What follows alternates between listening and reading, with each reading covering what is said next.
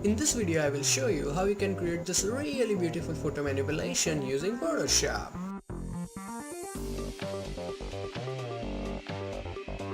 Hey, what's up guys, Dhruv here back with another video, and in this tutorial we are going to create this. You can see the after before, and for this tutorial I'm going to use this photo and this jungle photo and this PNG file, and all of these tutorials not the tutorials, all of these images are from deviantart.com. So if you want to use any of these images, the download link is in description, so check it out, feel free to use it. Now as you can see, this is the final output and we have a lot of layers. So first of all, let's start with the background layer. So this is the forest file and we need to cut it, so more like crop it.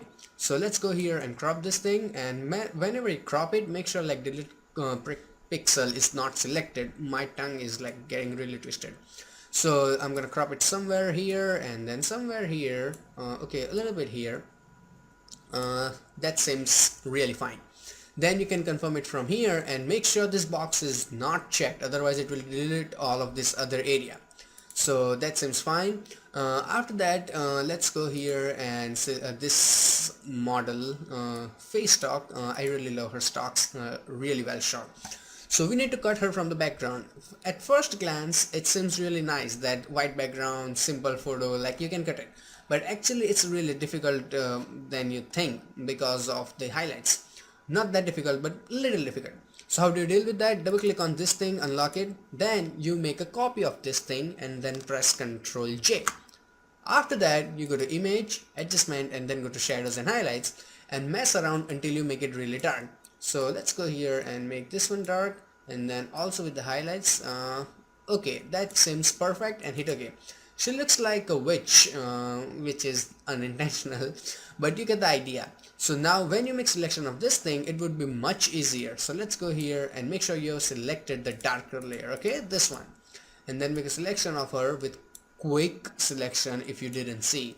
So let's say and make a selection of her. So as you can see, it has done like marvelous job. Like really love this tool when it works right. Other times screw this tool.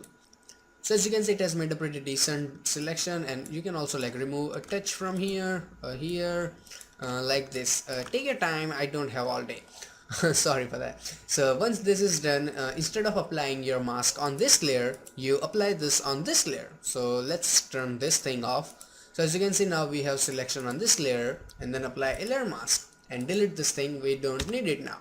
So now once that is done, select your move tool and drag her here and then drop her here. Meanwhile, do not release your mouse click.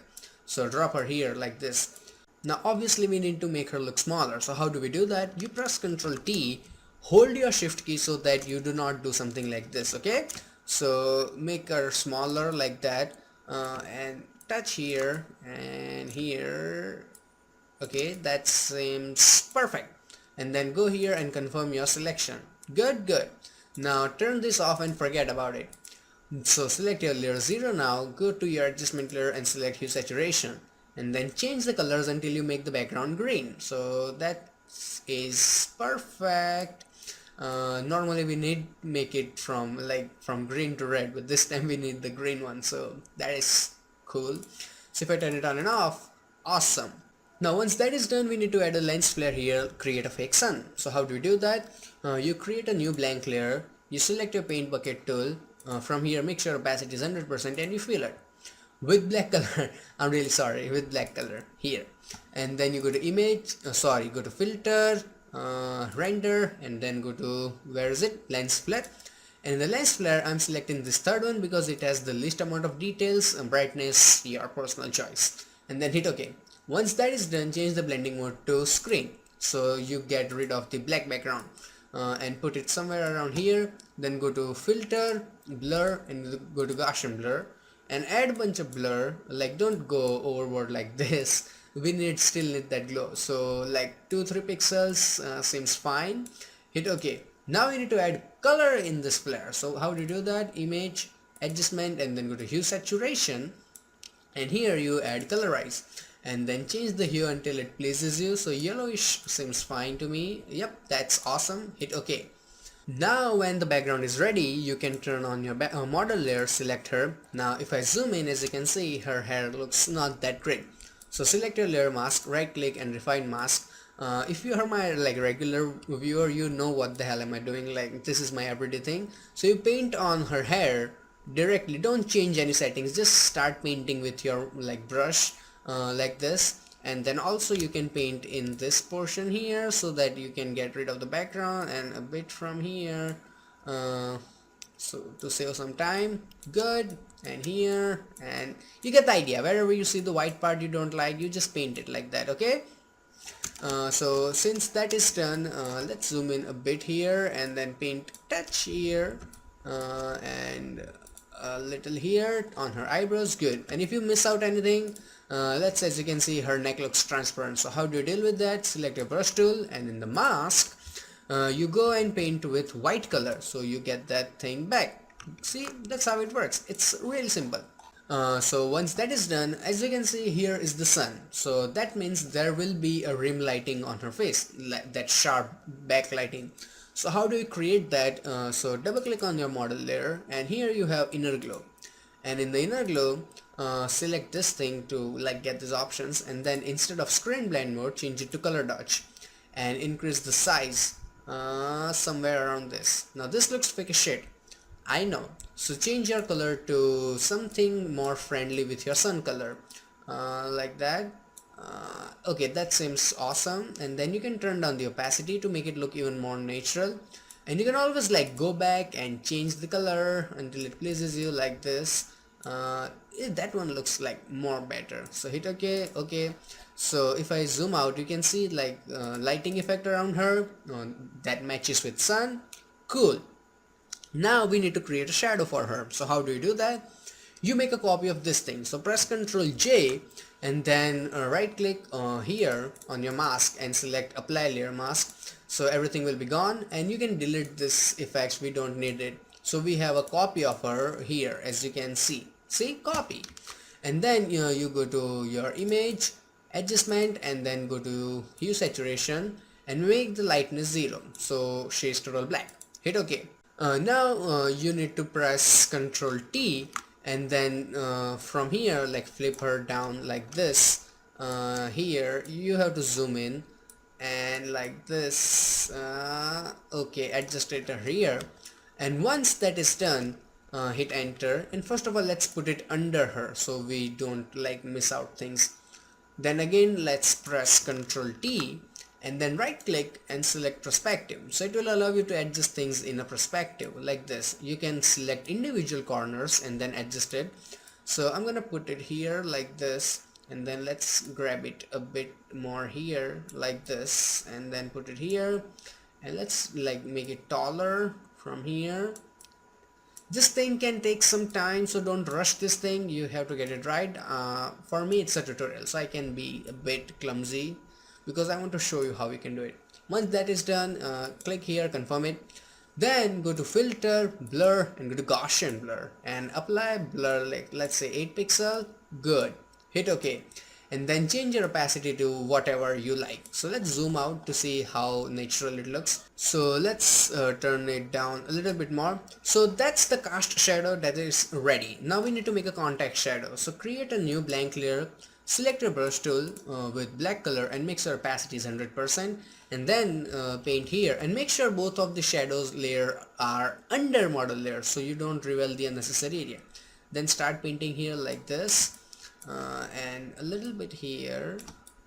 Take your time while painting, don't rush these things, and zoom out. So as you can see, now that looks better. If I turn it on and off, you can see the difference. She is not floating anymore. See, that's the magic. Once that is done, go here and create a new blank layer, and then press shift backspace or shift delete, whichever you like. And in the contents, select 50% gray and hit OK. Then change the blending mode to soft light. You cannot see shit, but let me show you how it works. Now you make sure you have selected your brush tool. Dodge and burn will be fine, but I like to make sure like soft light, stay soft light, okay, for sure. So once that is done, I was at the brush. Yeah, so in the brush, white, whenever you now paint with black color, it will make the things darker, and if you paint with white color, it will make the things brighter on this individual layer. So first decrease the opacity of your brush so it is not way too strong. So once that is out of start painting with black color here, so we can make the background a bit darker so it matches better with the image and lighting stuff. You get the idea. These things are like better the your experience with Photoshop and how much you grind again and again, then you will get better. So if I turn it on and off, great job to me. so now we need to paint around her. So how do you do that? You control click on your mask, so it will make a temporary selection of her, and now when you paint with white color here, it will only paint on the selected area. See, that saves a lot of time. So now I'm gonna paint here like that and like this. You can increase the opacity a little bit, let's say 15%, and then keep painting, and you get the idea how it works. Okay, so with the rim light, these things would be also a little bit brighter like that, and on her hair like that. Good. Now comes the darkening part. So how do you dark that? So paint with black color, as you already know, on her back like this to make things a bit darker, and don't mess around with her hair. I mean, if you are good at this, then do it, but for me I couldn't work out the hand really good. It always kept getting blotchy and it wasn't very good. So I'm making the inside portion a bit darker like that, and like that. Oops, come out. So now if I turn it on and off, let's remove the selection, select and deselect. So now if I turn it on and off, you can see the difference, and that is awesome.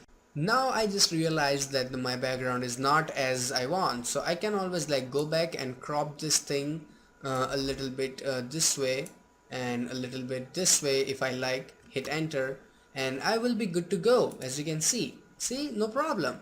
And also in the hue saturation, I need to make the saturation a bit less because that is way too distracting. That's good. And also one important part, once this is ready, we need to add some depth of field so it looks more realistic. So how to do that? You select this thing, then you right click and you select convert to smart object. Once that is done, you go to filter, blur, and you go to Gaussian blur and apply a bunch of blur. 7 to 8 pixel works fine for this particular image. So 8, good. Hit OK. Now the whole image is blurred, that looks really fake. So how do you deal with that? You take your brush tool, and since it's a smart object, the filters are also smart, since everyone is really smart in this family. So once that is done, you now start painting with black color where you don't need it. Brush, I hate when this happens with shortcuts. So now select your mask and then paint here with black color so that you don't have this. Oops, opacity is 100%. Now it will work. So now as you can see, now it is going away. So now if I zoom in and let's turn it on and off, you can see it gives it a whole bunch of depth. And also we need to make this flare a bit since we make our canvas bigger. So let's make it slightly bigger, and also let's move it touch here. Good. Then it's time to add the ivy, not the poison ivy, not the Batman one, this ivy. So how do you take it to that document? This is how we do it. You press Ctrl A, press Ctrl C, you go here and then you press Ctrl V, and when this box appears, hit OK. Good. Now you need to take it on the top like that, and we don't need this unnecessary, so I'm gonna press Ctrl T and make it a little bit smaller like this, and let's put it in the center for movement like that. And I don't need this area, so I'm just gonna erase it with my eraser tool. No masking, every time masking can be a bit tiring, I don't know. So good. So once that is done, we need to make it even more smaller, so that, okay, this one's fine here, and we forgot to erase a little bit here. Okay, that is great now. So I'm gonna make it even more smaller like this, and always hold your shift key whenever you are making things smaller or bigger, so it doesn't kill your proportion, like that, and hit enter or click on this arrow. Good. Now as you can see, this girl has this really beautiful rim lighting, but the ivy doesn't, so that is really unfair. So how do you give it to? So you hold your alt key, don't release it, and then drag this effect icon on ivy too. So suddenly she also has, or she ivy has rim lighting too. Now again double click on this thing. So inner glow is fine, but we also need to add some satin, so it will make the background darker and give it more realistic look. And then decrease the opacity to somewhat around 25%, seems fine. So if I turn it on and off, you can see the difference. I can also like 20% also fine. Now that is done, we need to make this ivy blurry, and let's like adjust it a little bit. Okay, good. Now we need to make it blurry, so it seems like it's in front, she is in background, and super depth of field. So let's go to filter, blur, and then go to Gaussian blur, and 8 is way too much, so let's go with 5. 5 also seems fine, so hit OK. Since that is done, create another adjustment layer and select brightness contrast and add a bunch of contrast in the image. See, now it suddenly looks really good. But we need this only on the some selected areas. So how do you do that? You have a mask, you have a brush, you have black color, so remove it from the unnecessary areas, and also remove it a touch from her face like this, and also from her hand, because it will make it a little bit blotchier and I don't need that. Now you create another adjustment layer and you select brightness contrast, and this time you add the brightness, and that is way too much, so say that's fine. And then we only need it in selected area too. So how do you do that? Select a mask, black color, and then remove it from the where you don't need it. So I'm gonna remove it from here, here. So as you can see, I have this only in this area, and if you want it back, you can always paint with this, what do you call it, brush. And let's remove this brightness from here with black color, so it is darken. Good. And also no, this seems fine, this seems really fine. Good. So that like basic output is ready, and this seems fine, and this might seem a little bit unnatural to you. Actually it seems to me too. So you can like always decrease the opacity and then increase the size a touch, and then again decrease the opacity to make it more natural. So if I zoom out, okay, now that seems much more natural. Good. Now once that is out of the way, let's go back here and create another adjustment and select hue saturation. And in the hue saturation, in the preset, go and select, where is it, strong saturation. It does nothing, just makes it a whole lot like crazy funky. So that's a lot, and that seems like 20% seems fine. Actually that custom thingy was pointless. Just make the saturation like 15, that would do the trick. So if I turn it on and off, you can see it seems much better. Now the effect is almost ready, but here is the final layer that will change everything, like I'm telling you. So go here and select the solid color, and in the solid color I'm using the color code 3C3112. And how did I get this color? Just play around and you will get the damn color. Seriously, there is no secret behind it. Hit OK, and then change the blending mode to overlay. So it is really strong right now, but once you change the opacity to 50%, it suddenly starts working with all the lighting and the feeling, overall mood of the image. So if I turn it on and off, you will not like this one, but this one, perfect. And you can always go back and change the color if your taste is different. If you have taste like this, stop graphic designing, seriously. So you get the idea. This seems fine. Now the final step and your effect will be done. So here is it. Go to solid color, and instead of black, a closer to black. Hit OK and change the blending mode to exclusion. So if I turn it on and off, it gives it that overall slight feeling. And you can also like go to blue areas and then add a little bit of blue if you like. Okay, I don't like this look on this image for some reason, so that is fine. I would rather go with some look like this. Okay, that is awesome. And then change your opacity until it looks the way you want. Okay, so let's make it like 50%. Okay, that is great. And if you think like it's darker, or like if it's way brighter, I mean this cannot look bit brighter. I mean if it's darker, go here and you have exposure. Where is it? Here. And add little bit exposure, so it will make it brighter, but that seems just unnatural, and this seems much better. Okay, so this is the final output, and the real beauty behind this image is, I would say, you can change anything anytime you want, even after saving the file. Like anytime, even after 8 years, when your grandchildren open this file in Photoshop, they can change it too. I mean, just saying, you know.